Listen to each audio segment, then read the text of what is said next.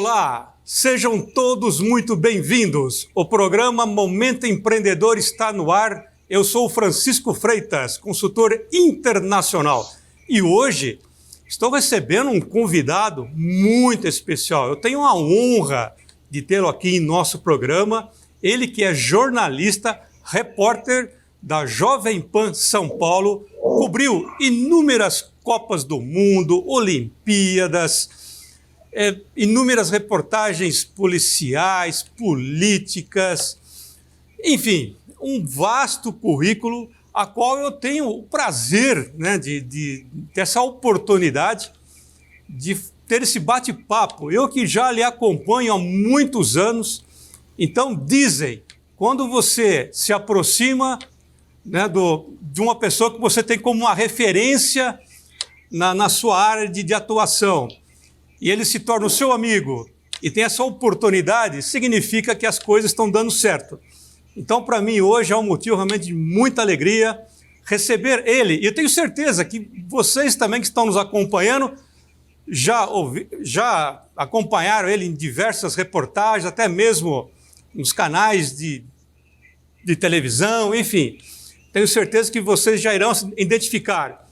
Eu estou falando do jornalista Vanderlei Nogueira. Seja muito bem-vindo, Vanderlei. Obrigado, Francisco. Obrigado a você pelo convite. É ótimo conversar com vocês. A gente vai compartilhar algumas histórias, algumas passagens da nossa caminhada. Obrigado pelo convite. Obrigado a vocês todos que nos assistem e nos ouvem. Espero que vocês gostem da nossa conversa. Tenho certeza, nós agradecemos, Vanderlei, muito obrigado realmente por você estar aqui conosco no nosso programa Momento Empreendedor. E como o nome já diz, nós procuramos sempre trazermos aqui no nosso programa profissionais de grande destaque, nacional e internacional, mas que conhecem na prática, né? Então, para começarmos aqui o nosso bate-papo, Vanderlei, fala um pouquinho sobre a sua trajetória profissional até o momento de hoje. Assim, se é possível fazer aí um breve resumo, até para que a nossa audiência, que já lhe conhece, mas passar a conhecer um pouco mais. Francisco e meus amigos, eu estou nessa caminhada já há muitos anos, algumas décadas, né? Na Jovem Pan, por exemplo, eu estou para quem gosta de números, né? Tem tanta gente que gosta de números. Eu estou desde dia 7/7 de 77. Coincidências, mas o 7 sempre me acompanhou, né? O 7 é um negócio assim impressionante. Eu fui abrir uma conta no banco, o final é 7. Eu, sem pedir nada, eu vou licenciar o carro, a chapa que vem como sugestão tem final 7. E assim vai a minha vida, né? É realmente muito interessante. Então, mas eu estou na Jovem Pan desde 7/7 de 77. São 46 anos trabalhando na Jovem Pan. Eu já trabalhava, eu comecei muito jovem, trabalhava como repórter em rádios menores, né? E trabalhei também durante alguns anos na área da propaganda. Aliás, quando garoto, foi lá que eu também comecei. Então é isso. Agora, para valorizar a importância do interior na minha vida, você sabe que eu fui correspondente chique, né? Correspondente em São Paulo da Rádio Comercial de Presidente Prudente. Né? Garoto ainda, atenção, vamos a São Paulo para trazer as últimas novidades de São Paulo. E eu, garoto, dava aqueles boletins informativos. Eu era correspondente em São Paulo.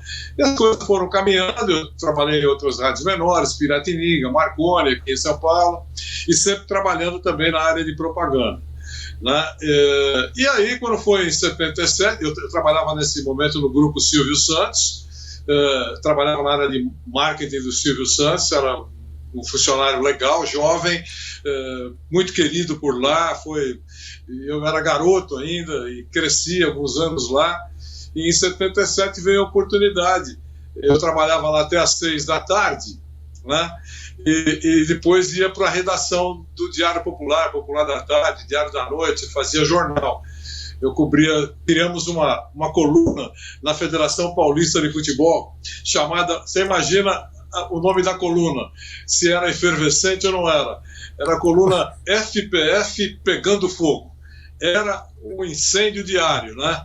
Então eu escrevia essa coluna após as 6 horas, era aquele negócio, tirava o paletó, tirava a gravata, pegava o carro rapidinho, né? Era garoto, mas já estava começando a dirigir, ia para a sede da Federação Paulista de Futebol, que era perto do prédio central do Grupo Silvio Santos, ficava até tarde no jornal, até lá cobrindo o jornal, porque a gente tinha que voltar para a redação para escrever todo o material. E aí surgiu em 77 a oportunidade de trabalhar na Jovem Pan. Eu era recém-casado, né? Casei cedo, recém-casado. Minha mulher estava grávida, né? Da minha filha, a primeira filha, a Patrícia. E aí eu ganhava razoavelmente bem no Grupo Silvio Santos e recebi uma proposta para trabalhar na Jovem Pan para ganhar em números assim mais... para que a gente possa fazer uma figuração de linguagem 5 vezes menos, né? Era uma outra realidade. Eu trabalhava numa área de marketing importante, num grupo importante, e fui trabalhar como jornalista, como repórter, para começar. Era talvez o 5º repórter, mas recebi essa proposta e fiquei com frio na espinha, né? O que eu faço na minha vida, né? Eu declino o convite, porque eu não teria condições mais de conciliar, né, com o Grupo Silvio Santos, porque era um trabalho diário, eu precisava estar na rádio, essa coisa toda. E fui para casa e fui conversar com a minha mulher, né? Ela sempre foi uma parceira da minha vida inteira. Nos grandes momentos para bater o pênalti, eu perguntava para ela que canto que você quer que eu bata, né? Então, e aí, aquele barrigão lá, grávida, perguntei, olha, recebi hoje um convite para trabalhar na Jovem Pan. Ai, que bacana, você vai? Eu falei, eu não vou, acho que eu não vou, porque é para ganhar 5 vezes menos. Não dá para brincar nessa hora, vai nascer a Patrícia. Para você ter uma ideia, Francisco, eu entrei na Jovem Pan, como eu já disse, 7/7/77, e a Patrícia nasceu no dia 13/7/77, uma semana depois. Imagina. Aí eu fiquei naquela dúvida, aceita, não aceita, acho que eu não vou aceitar.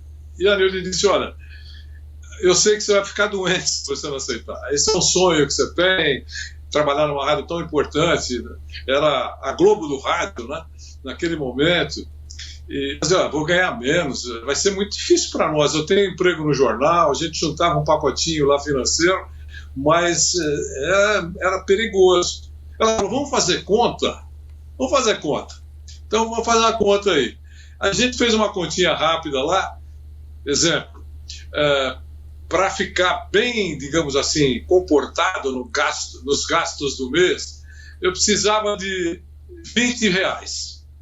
E a gente fez a continha lá e deu 22, né? Então, ela falou, olha, empatou. Falei, quer dizer, ainda brinquei, nós brincamos até hoje, quer dizer que se queimar uma lâmpada, ferrou, é isso, é mais ou menos isso. Mas aceita que você é melhor, você aceita, senão você não vai ficar legal. E eu aceitei, pedi demissão no Grupo Silvio Santos, eles foram maravilhosos comigo, eu trabalhava com os irmãos do Silvio na área de marketing, era a cúpula do Grupo Silvio Santos, alguns estão lá, os filhos deles estão lá, né? E eles me demoraram quase um mês para que eu saísse, né? Tentando me convencer, e me pagaram tudo, quer dizer, eles não precisavam pagar porque eu pedi demissão, e com aquele dinheiro que eles receberam, aí eu comprei um apartamento dentro daquele valor, comprei um apartamento daquele valor e fui embora para a Jovem Pan. E fiz um pedido lá no Grupo Silvio Santos. Falei, eu estava inseguro, né, por causa dessa situação familiar. Eu falei, ó, posso, já que vocês estão sendo tão legais comigo, posso pedir um favor? Claro, pode. O que você quer? Falei, eu quero só que, se não der certo, posso voltar? Pode voltar. Infelizmente, não precisei voltar.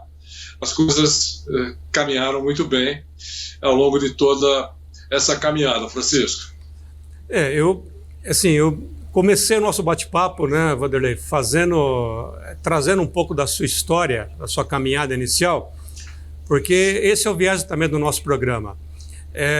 O nosso público, né, empresários, empreendedores, profissionais liberais, e é muito importante, depois nós vamos também comentarmos um pouco a respeito, né, de um projeto que você tem, que é o Encontro, que é muito legal, mas esses fatores de tomada de decisão, né, Vanderlei? Tomada de decisão na vida, né? Quer dizer, ou seja, porque como você já está há muitas décadas, vamos dizer, na mídia, no ar, né? Então, com certeza, o nosso público já está se identificando com você, mas não conhece esse outro lado, Vanderlei, não é? Conhece o Vanderlei na área esportiva, nas reportagens, né? Mas não conhece essa caminhada inicial. Eu mesmo tinha também essa curiosidade, que já lhe acompanha há muitos anos. Então, por isso que eu fiz vamos dizer assim, essa introdução, né? Para que a nossa audiência também possa se identificar com você e passar também a conhecê-lo um pouco melhor. Agora, Vanderlei, nessa sua trajetória, você cobriu inúmeras Olimpíadas, né? Copas do Mundo e mais de 3.000 jogos de futebol. Quer dizer, eu imagino, quantas histórias que você tem, né? Então eu vou até deixar você à vontade para selecionar algumas que você queira comentar com o nosso público, porque, não é? Se eu falar para você, cita uma ou duas ou três, você deve ter milhares, milhões de histórias, né? Então, por exemplo, numa Copa do Mundo, situações, né? Olimpíadas, as reportagens que você fez políticas, policiais, enfim... até enterros, né? Você também cobriu enterros. Então, eu deixo você à vontade, Vanderlei, para fazer aí vamos dizer assim, trafegar, né, por todas essas áreas e até mesmo com a experiência que você tem, aí com certeza você saberá conduzir da melhor maneira possível. Deixo você à vontade para fazer um resumo dessas passagens.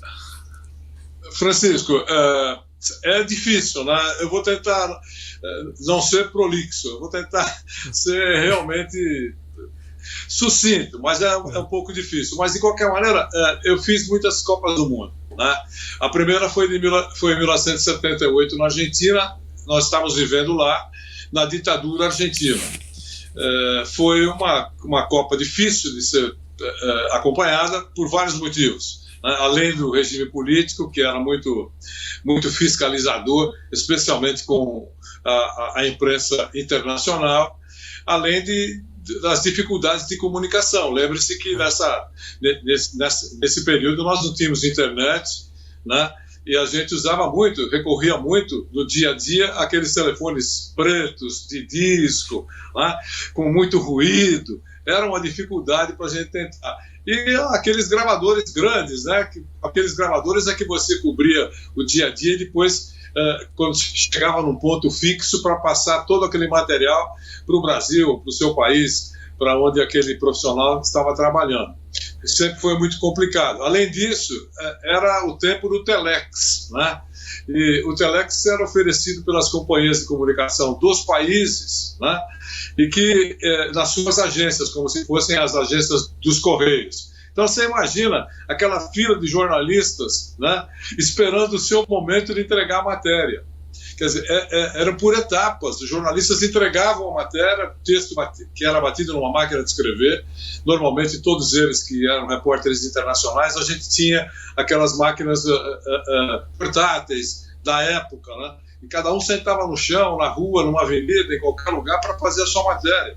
Era uma cobertura realmente raiz, né? E isso era feito e a gente ia para os postos entregar aquele material para o picotador, como se fosse braille. Picotador. Ele pegava a sua matéria e picotava uma fita amarela, como se fosse aquela fita braille mesmo que todo mundo conhece. Tá certo? E aí o rolinho entrava na fila para máquina, que não eram muitas, 2 ou 3 máquinas, para soltar todo aquele material, soltando, picotando, e o texto chegava no Brasil, em São Paulo, para os jornais para os quais eu escrevia, e também fiz a Copa para a Jovem Pan. Então era um trabalho duplo, se escrevia muito, era um trabalho maluco, coisa de doido, né? Essa foi a Copa de 78, que foi uma Copa que nós acompanhamos junto com aquela dor vivida por grande parte do povo argentino, com desaparecimentos, com torturas, né? Era o tempo da ditadura por lá, a gente sabe, e sabia de muitas coisas, de desaparecimento, que alguns corpos eram, algumas pessoas eram lançadas ao mar, né? pelos torturadores, de helicópteros. Então foi uma Copa importante. O Brasil não perdeu, foi o chamado campeão não pesa muito, mas de qualquer maneira o técnico era o professor Cláudio Coutinho. Vanderlei, eu lembro dessa Copa de 78, teve aquela questão do jogo do Peru, não foi? Uma questão do Peru, o jogo, e deu toda aquela, né? Aquela confusão toda, né? Foi isso, né? Foi isso. O Peru tomou uma goleada, né?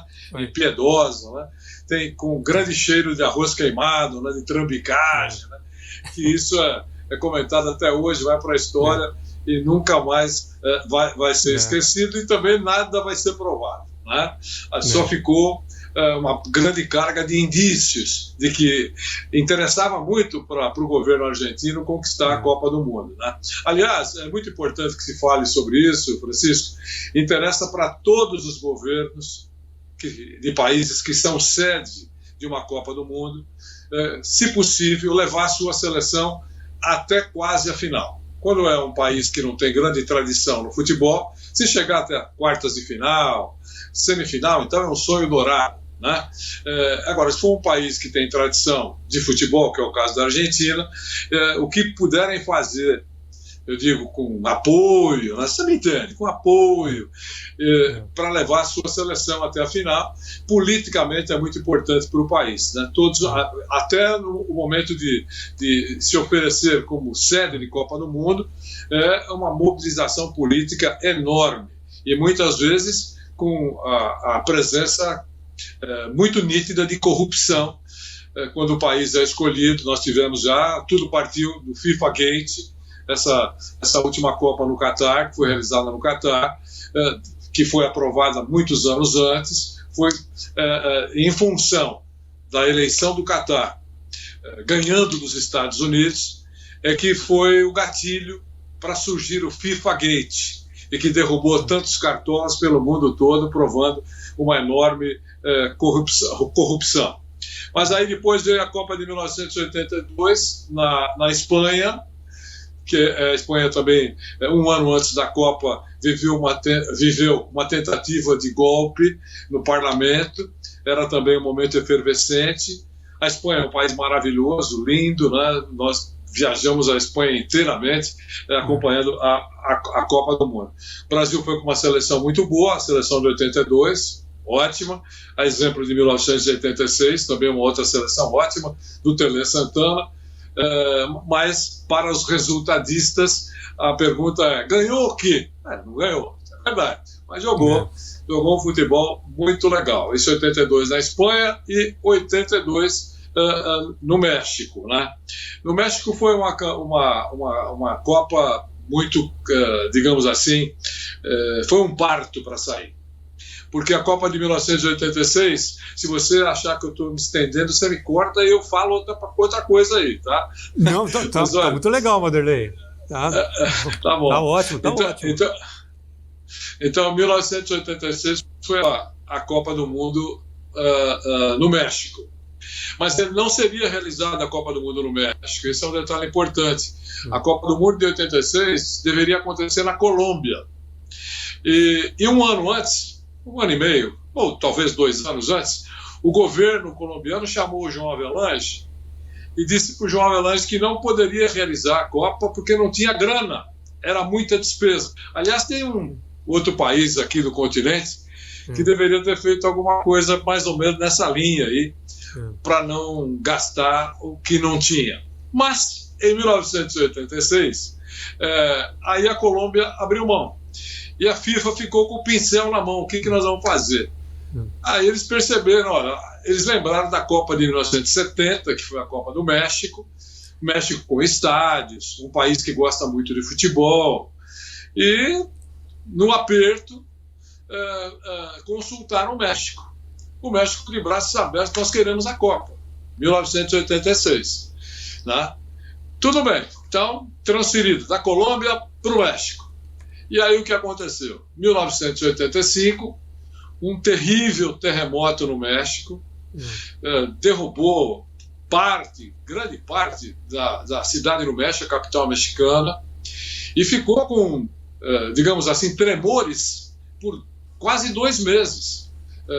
A chamada acomodação de terra. Leves tremores, mas teve aquele grande terremoto, morreram milhares de pessoas, crianças, escolas foram destruídas, e criou-se aquele impasse. E agora? Nem no México a Copa do Mundo? Essa Copa está marcada. Que coisa, não foi para a Colômbia, agora vai para o México. Tem um ano e meio antes, tem esse terremoto. E o México, mesmo com aquela dor toda, o México confirmou a Copa. E aí a rádio... Pode falar, ou seja, por exemplo, eu comecei também trouxe essa questão da Copa do Mundo justamente porque você está trazendo aquilo que está por trás, né, de uma organização da Copa do Mundo. E aí nós poderíamos... E isso é muito interessante, né, Vanderlei? Esses movimentos, quer dizer, da importância que tem a Copa do Mundo, essas questões políticas, né, enfim, que envolve toda essa organização, que muitas vezes é importante para o nosso público, para a nossa audiência, né, conhecer um pouco dessa história e aí trafegando por toda essa sua experiência, quer dizer, isso você consegue também levar para as Olimpíadas, né, para as coberturas jornalísticas, políticas, né? E até mesmo, depois voltando um pouco na questão da Copa do Mundo, até mesmo a Copa aqui no Brasil, enfim. Então, até por ser uma paixão do brasileiro, né, Vanderlei? Ser uma paixão do brasileiro, e eu acho que é muito, muito assim, gratificante ouvi-lo, porque eu sei que você tem um projeto que você chama de Encontro, né? E você, na realidade, você transmite, né, todo esse, vamos dizer assim, esse background, né, toda essa sua experiência prática, né, até mesmo na tomada de decisão. Porque eu imagino você cobrindo uma Copa do Mundo em todas essas situações, dificuldades técnicas, né, muitas vezes o ambiente um pouco hostil, né, Vanderlei? Porque para quem está em casa é muito fácil, né? Está na frente do televisor, não é? Está acompanhando, mas o que está por trás da organização, por exemplo, você cobriu 3.000 jogos de futebol. Eu imagino situações adversas, não é? Complicadíssimas, porque não são 3.000 jogos num estádio com toda uma estrutura, muitas vezes em estádios sem nenhuma condição, não é? Então, ou seja, eu estou assim, conduzindo a nossa conversa para essa questão da superação. Né? Eu posso falar para você que existe aí um pacote, que é persistência, que é superação, que é planejamento, que é o improviso. Estratégia, né, Vanderlei? Estratégia e planejamento. Eu falo muito em planejamento quando eu vou conversar com os amigos, porque muita gente pensa, claro que não todo mundo, mas muita gente pensa que planejamento é o seguinte: eu vou fazer um planejamento que começa hoje e ele vai terminar daqui 3 anos, 4 anos, não importa. Esse é o planejamento. E muita gente entende que ele não pode ser mudado. E eu sempre bato na tecla que planejamento não pode ser engessado. Ele tem que permitir ajustes nessa caminhada toda. Então, é exatamente isso. Quer dizer, uma cobertura internacional importante de meses, por exemplo. Eu falei do México, então já passamos pelo México, mas e vieram as outras, né? México, Itália, França, Estados Unidos em 94, 98, França, 2002, Japão e Coreia. Então, planejamento. Como é que você vai planejar uma Copa do Mundo pela primeira vez? Atenção, pela primeira vez em 2 países, agora vamos fazer em 3, né? Em 2026. no México, nos Estados Unidos e no Canadá. Mas pela primeira vez no Japão e na Coreia. Pela primeira vez. No nosso caso, no meu caso, no caso da Jovem Pan, houve uma rota de colisão comercial. Isso não é segredo, mas como eu vivi isso, eu conto isso, né? Pelo menos aqui de passagem. Houve uma rota de colisão comercial entre a Rede Globo de televisão e a Jovem Pan. Não houve um acordo comercial. Era, historicamente, uma decisão muito importante, que só poderia ser tomada pela direção da emissora, né? Nem diretor, porque era uma coisa tão importante, não vamos fazer a Copa. É tão importante que um diretor, eu imagino, não teria autonomia de fazer isso. Isso teve que ser tomado pela presidência da casa, pelo seu Tuta, pelo Marcelo, pelo Tutinha. Eles é que tiveram que tomar essa decisão muito difícil. Não vamos fazer a Copa. Não houve acordo comercial. É isso. E no dia seguinte, a pergunta, 24 horas depois caiu a ficha. O que vamos fazer? Essa é a pergunta. É uma coisa importante. Copa do Mundo, todo mundo vai fazer, ou as grandes emissoras brasileiras, 16 só. Nós temos um país tão grande, só 16 tem condições de comprar os direitos de transmissão. Né? Então, não vamos fazer. O que nós vamos fazer? Aí que entra a criatividade, a grande sacada, genial sacada do seu Tuta. Né? O que nós vamos fazer? Não tenho a menor ideia. Aí ele perguntou, quem que está faltando nessa Copa? Eu respondi para ele, quem vai? Faltando jogador, é isso? É isso. Romário.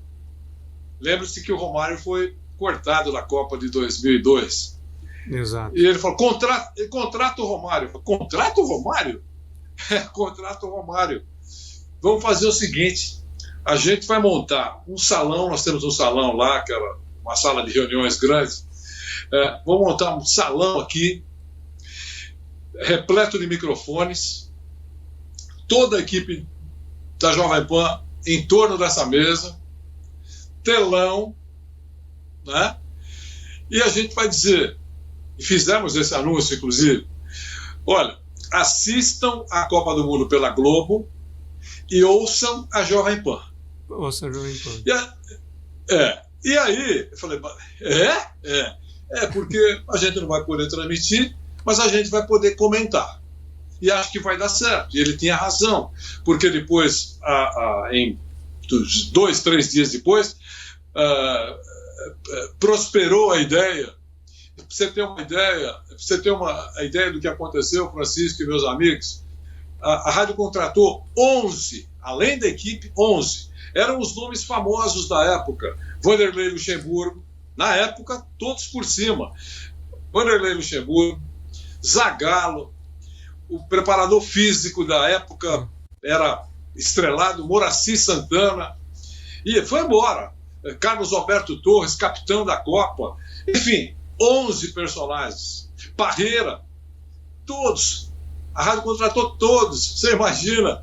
Então, durante a Copa do Mundo, o pessoal assistia e ouvia toda essa turma falando, opinando. Quer dizer, era uma atração. Ele vendeu todas as cotas comerciais, foi um sucesso comercial.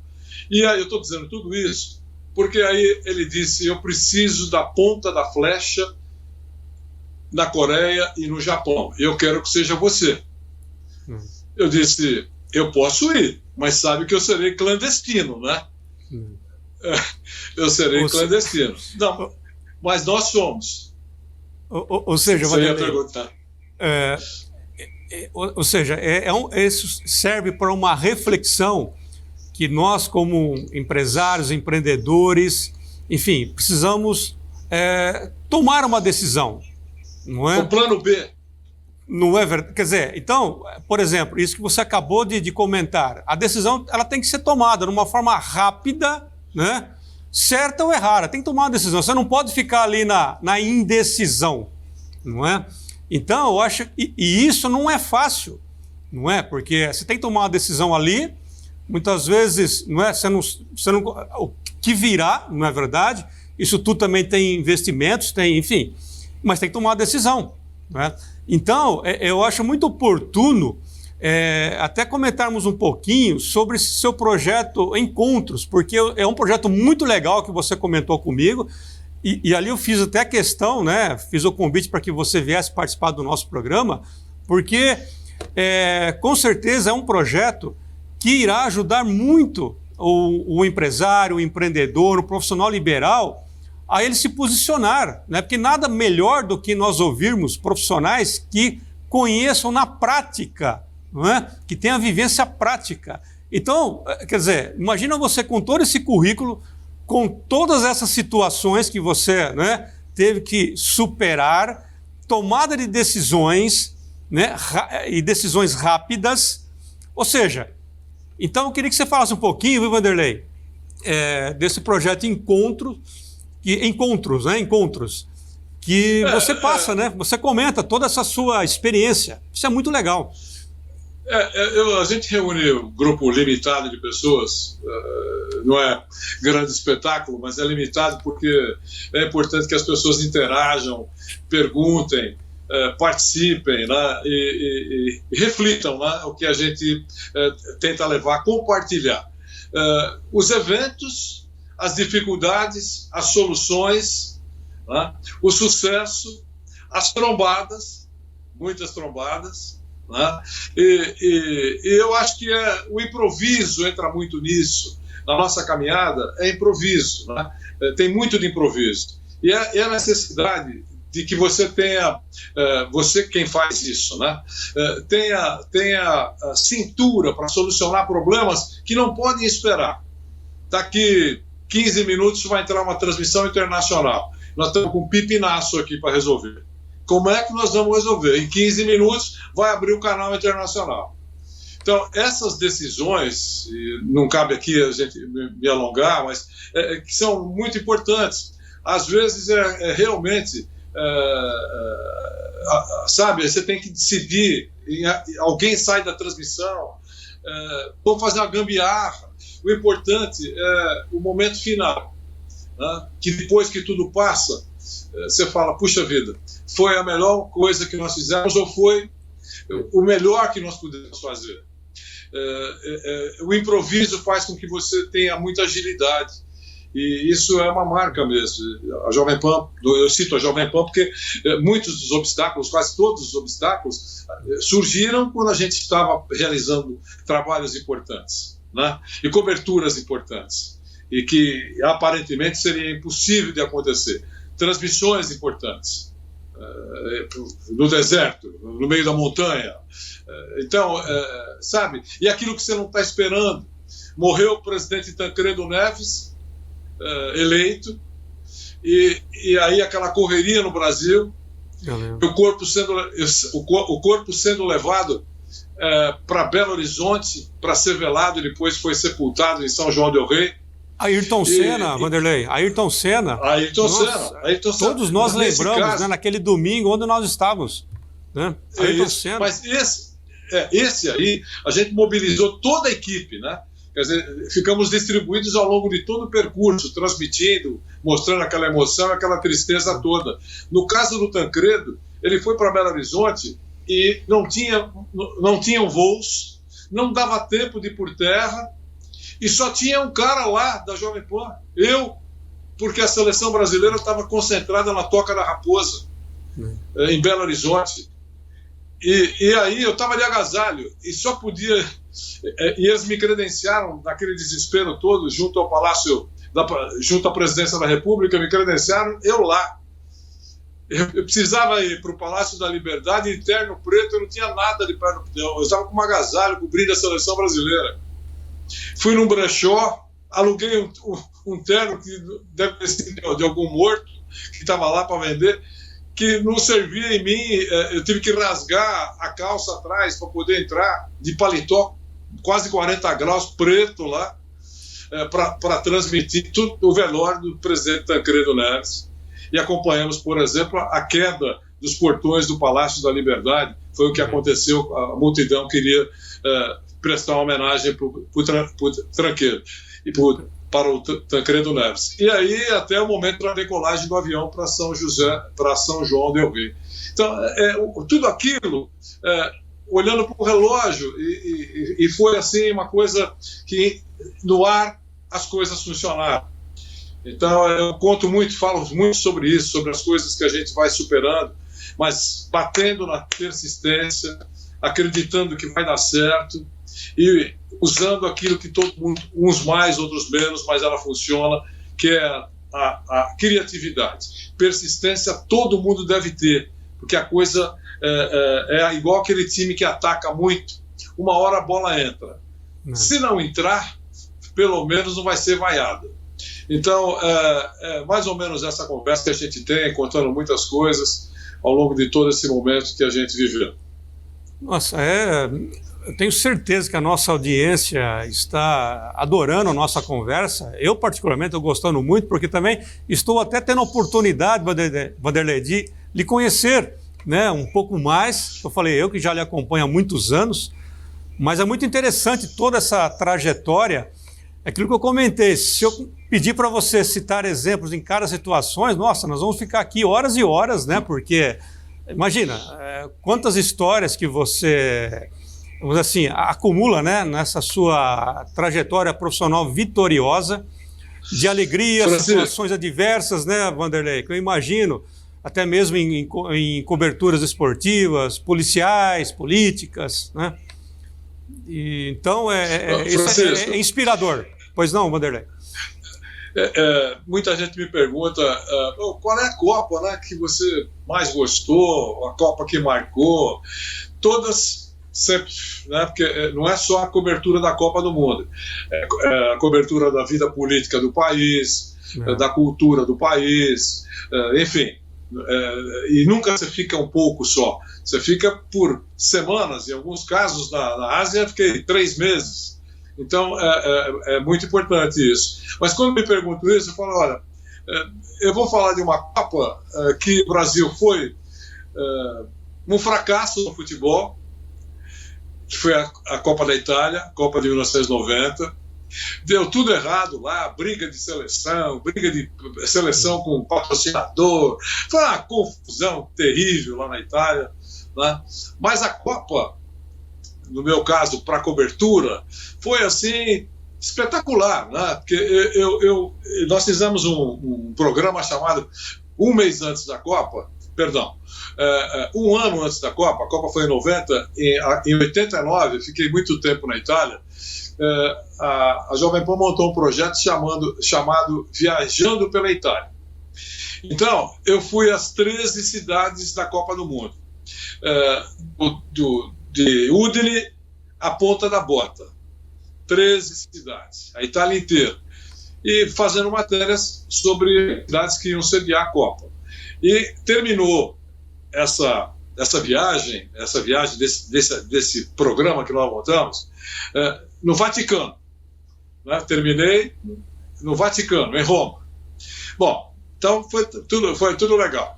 E na Copa de 90, depois desse fracasso do futebol brasileiro, todo mundo veio embora antes, ou quase todo mundo veio embora antes, porque o Brasil veio embora antes também, aquele negócio todo, nem todo mundo fica, né? Então muita gente vai voltando. E no caso da Jovem Pan, eu fui o último, fiquei lá até o final da Copa do Mundo. E eu queria fazer alguma coisa diferente, né? Além de tudo que a gente tinha feito. E foi pela primeira vez, você e os seus telespectadores, aqueles que não são tão jovens, vão lembrar, até recentemente todo mundo comentava, esse grande sucesso mundial, Os Três Tenores. Luciano Pavarotti, Plácido Domingo e José Carreras. Foi lá pela primeira vez que nós tivemos o surgimento dos Três Tenores. Foi o show de encerramento da Copa do Mundo, que foi realizado no Teatro Termas de Caracalla, em Roma, um dia antes da final da Copa, com a presença, inclusive, de estadistas e tal, estava todo mundo lá. Aí eu falei, puxa vida, a gente podia transmitir isso para o Brasil. Não tinha imagem, né? Era só som. Transmitir para o Brasil. Acho que seria um sucesso isso, seria um negócio diferente. Aí fomos atrás de tentar transmitir para o Brasil o show primeira vez dos Três Tenores. E o técnico da rádio era Bento de Oliveira. E aí a gente conseguiu, os caras não acreditavam, né? Porque a rádio brasileira vai transmitir isso. Eu queria transmitir. Podemos transmitir? Mas o que vocês querem? Nada, só quero autorização, ficar num cantinho aqui, dentro do teatro de Caracalas, e que a gente vai captar o som perto de uma caixa lá, o técnico, o Bento fez uma gambiarra lá, e vamos transmitir o show para o Brasil. Aí o cara se entusiasmou, falou, vocês podem fazer, vai. E ficou tão assim entusiasmado que me deu o programa, né? Você imagina, aí eu entrava no ar aqui, na hora da transmissão, e atenção, agora com a Orquestra Sinfônica de Roma, Luciano Pavarotti vai cantar Nessun Dorma. Sabe? E pô, os caras aqui falam, o cara sabe lá o que ele vai cantar. Pô, que coisa, agora vem José Carreras, vai cantar uma ópera. Eu estava com um programa, né? Então aquilo ficou muito legal, marcou muito, porque foi uma coisa inédita, foi exclusiva, né, para o Rádio do Brasil, e foi uma passagem com aquele cenário todo que nunca mais a gente esquece. E essa foi mais uma marca que, quando alguém me pergunta sobre Copa do Mundo, eu falo, eu conto um pouco dessa história, porque realmente para mim foi muito marcante. Isso acabou ficando gravado, né, Vanderlei? Assim, na sua memória. Muito bom, Vanderlei. Assim, nós temos um tempo, né? Eu gostaria de ficar aqui com você, porque realmente é um bate-papo muito agradável. Você realmente é uma fonte... assim, inúmeras histórias, né, um conhecimento vasto, enorme. Então nós poderíamos ficar aqui horas e horas, viu, Vanderlei, né, conversando, mas já deixo aqui um convite para que você possa retornar numa próxima oportunidade, né? Até porque, com certeza, a nossa audiência também ficou com esse, né, quero mais. Eu tenho certeza que quantas, né, histórias que você poderia aí exemplificar, comentar, mas como você sabe, você é um profissional também da mídia, nós temos, né, não vou dizer infelizmente, mas temos um tempo, né, Vanderlei? Então, eu gostaria, para nós assim, finalizarmos, né, que você comentasse uma mensagem, vamos dizer assim, deixasse uma mensagem final para a nossa audiência, para esse empresário, empreendedor, o profissional liberal, estudantes, enfim, que estão nos acompanhando, que lhe acompanham já há muitos anos e hoje tiveram essa oportunidade de conhecer um pouco mais a respeito do jornalista Vanderlei Nogueira. Vanderlei, fica à vontade para suas considerações finais. Quiser também comentar a respeito das suas redes sociais, que acho que é muito interessante para que o público, né, a audiência também possa segui-lo. Então fique à vontade aí para que você possa então deixar essa mensagem aí de final para a nossa audiência. Obrigado, Francisco. O meu Instagram é Vanderlei Nogueira Oficial, Instagram. O Twitter é @Vanderlei, só @Vanderlei no Twitter. E depois a turma me encontra aí nas demais redes sociais. Eu sei que o seu público é o empreendedor, o estudante, né, universitário, e que tem sonhos, né? Esses têm muitos sonhos, eu acho que deve perseguir os seus sonhos. O não vai fazer parte no início dessa caminhada. Aliás, o não aparece várias vezes, mas numa hora o sim faz um golaço para você, desde que você tenha a consciência e disposição, sabendo onde você quer chegar. E eu torço muito para que você encontre nessa caminhada alguém que ofereça o ombro, que dê um empurrãozinho, que dê uma orientação. Isso é fundamental. Aquele que pode orientar a juventude deve fazê-lo, porque realmente vai estar cometendo um ato absolutamente solidário, maravilhoso, e a vida faz com que as pessoas cruzem. Você tem enormes exemplos, grandes exemplos. Você nem imagina como é possível cruzar com aquele que na juventude você deu uma força, e muitos anos depois você encontra numa função importante, venceu a sua caminhada. E eu sempre acho que essas pessoas são gratas, e são mesmo, porque gratidão não pode ter memória curta, e a gente sabe como é que funciona isso. Então, se você puder ajudar um jovem a tentar caminhar rumo ao sonho dele, faça isso. E aos empreendedores, o empreendedor é um guerreiro, nasceu guerreiro, né? É um lutador, é um persistente. É um corintiano, Vanderlei, é um corintiano. É um sofredor, mas é porque os empreendedores que você certamente entrevista e entrevistou, raramente o cara falou assim, olha, foi um mar de rosas do início ao fim. Não é verdade, o cara quebra, quando não quebra, quase quebra. Tem que equilibrar pratos, tem que ter a participação da família, tem que ter uma série de coisas, dos amigos, tem que novamente começar tudo de novo. E eu conheço vários que fazem isso, são persistentes por natureza. Então esse é um público muito legal, e eles devem ter muitas histórias bacanas para contar, e muitas histórias também que eles deveriam ouvir. Tem muita coisa que eles deveriam ouvir. A gente sempre ouve. Eu fico muito atento com as histórias que eu ouço, porque sempre a gente utiliza. Se não é na hora, é um pouquinho mais para frente. E a gente aprende todos os dias, meu caro. Francisco, eu agradeço muito a você, agradeço a todos aqueles que assistiram, espero que tenham gostado da nossa conversa. Foi ótimo ter vocês aqui me aturando por alguns minutos. Vanderlei, foi ótimo. Nós que agradecemos. A direção da TV FIB, aqui da cidade de Bauru, uma importante cidade, né, do estado de São Paulo. Nós agradecemos imensamente a sua participação. Já deixo aqui o convite para que você possa retornar numa próxima oportunidade. E também deixo aqui um recado para a nossa audiência. Conheça esse projeto do Vanderlei Nogueira, Encontros, onde ele passa relata toda a sua experiência prática.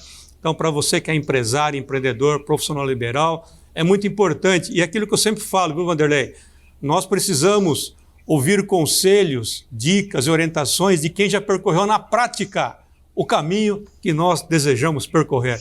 Vanderlei, muito obrigado e até uma próxima oportunidade.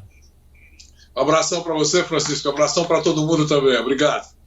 Obrigado. E para você que nos acompanhou também, nosso muito obrigado pela sua audiência. Até o próximo programa.